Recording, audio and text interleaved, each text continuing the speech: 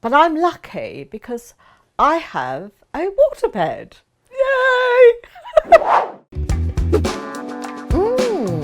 I don't know, I've got plenty. I still like the primeval aspect of the missionary position. I quite like that. I like to see a big pair of shoulders on top of me. I feel sort of like a little cave person. I'm often asked, what are the best positions for people our age? Well, I can't answer that. It's like asking me, what flavor of ice cream do seniors like? The best position for you is the one that makes you comfortable. It is the position that brings you pleasure and brings your partner pleasure.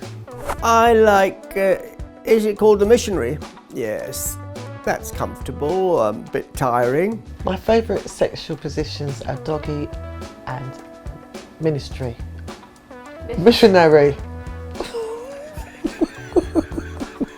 Being naughty, doing it in the back of the car or on the beach, like we used to, or wondering if, you know, someone's going to come round the corner and catch you.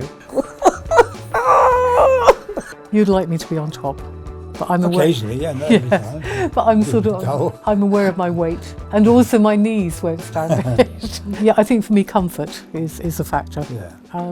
Would be an oral position, but it doesn't have to be receiving or giving. I prefer both, and it's more to do with sensuality and touch. I like to pretend that I'm doing exercises. It stretches my body and my mind. My waterbed, I love my waterbed. There's no springs and no things that dig in you. You have pillows, use them.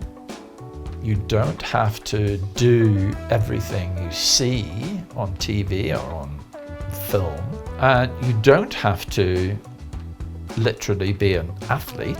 Penetrative sex is just one item on the marvelous buffet of sexual choices.